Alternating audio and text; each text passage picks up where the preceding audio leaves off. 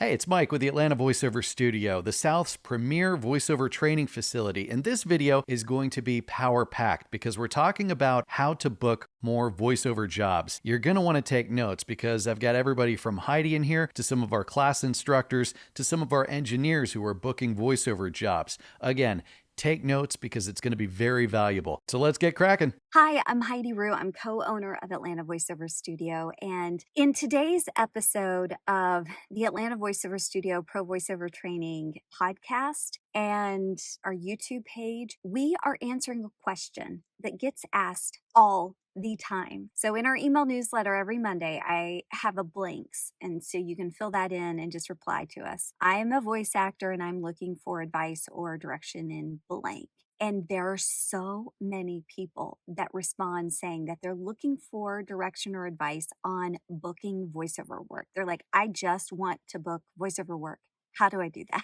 So we have a lot of our instructors and engineers, all working voiceover talent, that have given their own input and advice here. But I wanted to share some of my own advice, and it's in two parts. First, for the people that are newbies or brand new to voiceover, and the second part is for people that actually have been in voiceover for a while and maybe they hit like a little booking slump, and like, how do you increase those bookings? How do you get back to where you were before? So first of all, let's start with the newbies. Okay, before anything else, if you're asking for how to book voiceover work but you've never taken a class, you don't have a demo, you don't have your home studio set up, that is the first thing to do. And I'm not just saying that because of Atlanta Voiceover Studio. You can go anywhere you want, but that is the first step. If you don't have those things, if you have never taken classes, if you just think, oh, I have a good voice, I want to know how to book voiceover work, start with the training, start with the classes, and you've got to learn just both performance wise and the business side of it. Okay, so once you do that, there are two main things that you've got to do. First of all, you've got to focus on increasing your opportunities. When you increase your opportunities, you increase your bookings. And I'll give you some ideas on how to do that in just a second. The second part of it is build relationships. The more relationships that you can build and give that good foundation, the more sustainable and successful your voiceover career will be. And I mean that not just from like voice talent, but also from people in the industry. You know, build relationships with creative directors, with producers, with studio owners. Like, the more relationships that you can build, the better your career will be. And be careful when you go and try to build those relationships. Don't automatically go into it of like, what can you give to me? But just get to know them as a person, get to know what they do as a job.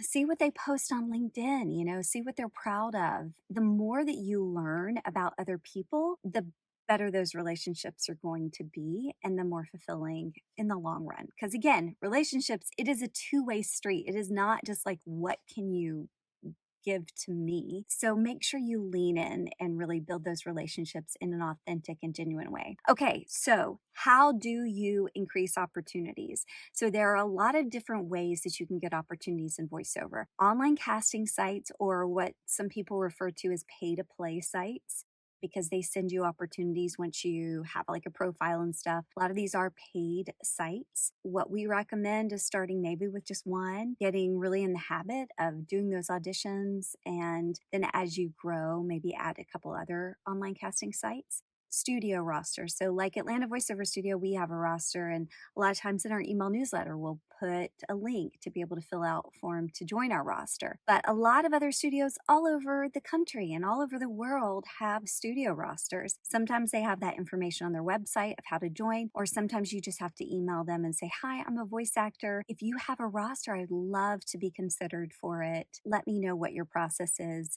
and I would love to join. Okay, and then also agents, voiceover agents, obviously, are wonderful. And in voiceover, we always recommend more than one voiceover agent, like across different regions. So in different regions, because you don't want overlap of auditions. But it is hard if you're just on one agent to be able to get enough opportunities that will give you the potential of booking enough to make a full-time sustainable income. So we always recommend trying to get on with several agents across different regions. Just make sure that those auditions don't overlap. And then also direct marketing. So this is like people that you reach out to and book directly from them. And some people do this through LinkedIn. Some people have email marketing strategies that they do this. But that is another way that you can get enough opportunities per day. Now, I will not tell you that there's like a special number to hit every day because everybody is so different, but I would just start off small and then gradually increase the amount of opportunities. So, what you would say is like, I want to try and get at least one voiceover audition opportunity every day to be able to audition. And once you have that, increase it to two. And how you are able to do that is like you see the numbers. So you say, okay, I want one audition per day. And then you go, okay, let's see, online casting. I signed up for this online casting. So far, I've seen that I get maybe 2 a week or 3 a week. Okay, so let me try and get on with a couple more studio rosters. So hopefully I can increase that to 5 opportunities per week and just go from there. Okay. That's the newbies. Now, if you've been doing voiceover for a little while and you've gotten into a rut, or you're like, ugh, I haven't been booking, or like, how do I get out of that rut when I'm not feeling like I'm booking as much anymore? First of all, if anyone that's been in voiceover for at least a decade or more, you experience these times. I haven't met anybody that hasn't, that's been in it for that long. I've experienced it. Mike has experienced it. You know, there's been a couple months here and there where you're just like, oh my gosh, what is happening? So here are some ways that I kind of get back on track with the normal booking ratio. First of all, I start with my past clients. I keep up with my past clients. I keep a list of my clients. Those are the people that they already know you, they've worked with you, they probably liked you, they know what you can do. And sometimes it's a matter of just staying top of mind. So if you're not booking, check out their LinkedIn page. Maybe they moved to another company. And that's a great opportunity to reach out to them and congratulate them on their new company, ask them how it's going. It just adds that top of mind aspect to it. And then also creating your own stuff, whether that's through social media or however you like to create. But I know for myself, this past year, I created my first short film with my friend Greer. We produced it together and it was wonderful. And it energized me so much. I'm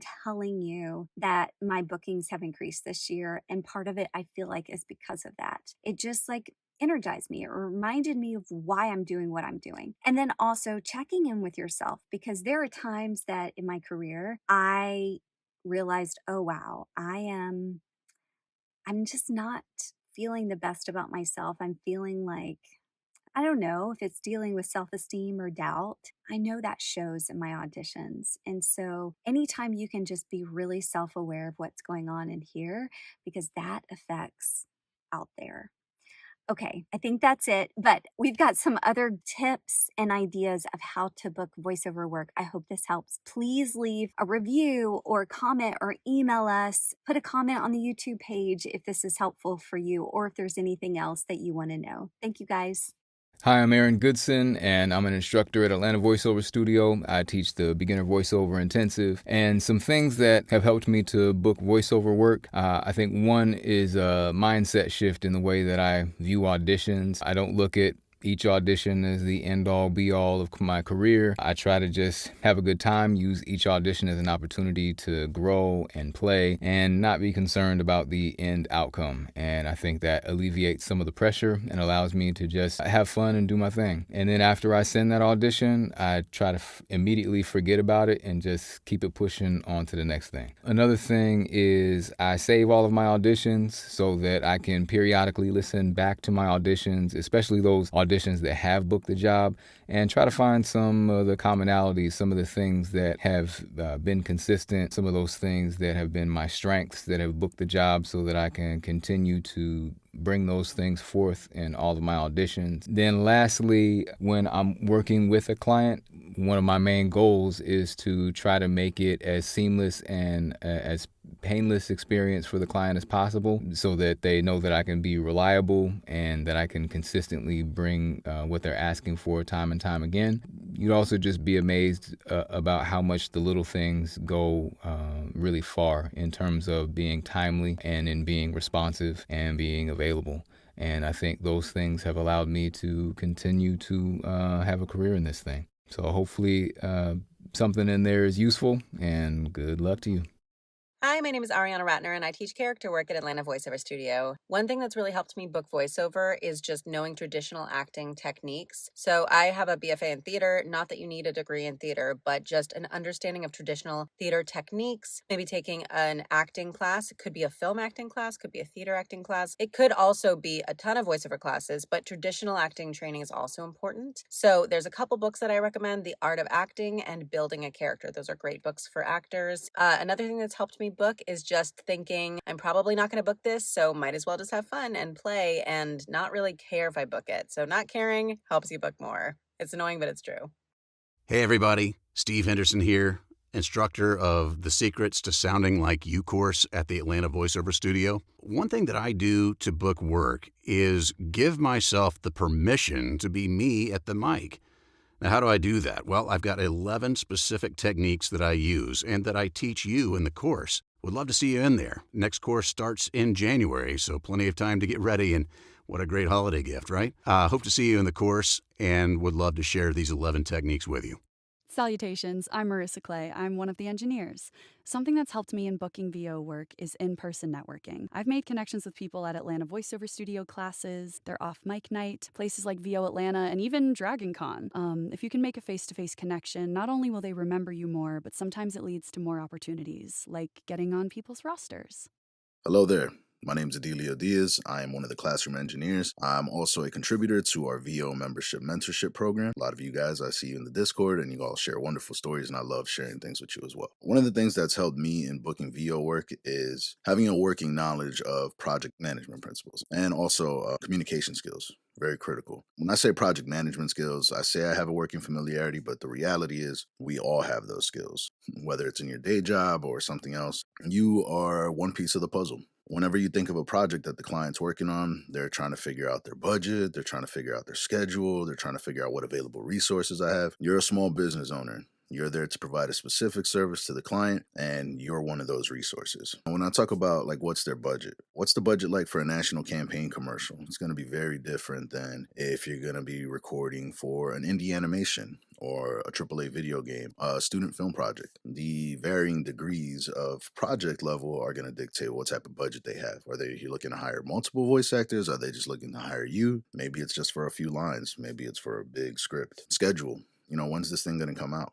I used the example earlier of like a AAA video game. Sometimes those games are in development for years. You might not even hear the end product until years down the line or months if they try to bring you in towards the end of the process. Maybe you have a promo that you're working on. There's a World Series event. It's about to happen. You need to go ahead and make sure you get that audition in, that recording in. Sometimes they're going to use that audition straight to air. So, that's a time crunch right there. The other thing that you may want to consider is, are any special events coming up? Holidays are coming up, Black Friday, 4th of July, whatever it is. These are all time-sensitive things that impact the client's schedule. And then the last thing I'd probably say is available resources, which I mentioned earlier. You are one of those available resources, but then you also have things like the writing team or a creative director. If you have to do like a live session, is the audio engineer available? And also the availability of the client themselves, because they're the ones that are going to have to say yay or nay when it comes to those recordings that you provide. We're all just one piece of the puzzle. I know we're voice actors, but it's also important to keep in mind that we're business owners as well. The best way you can help yourself in booking VO work is think of it like a business. Think of it like a project. These are all different pieces of the puzzle.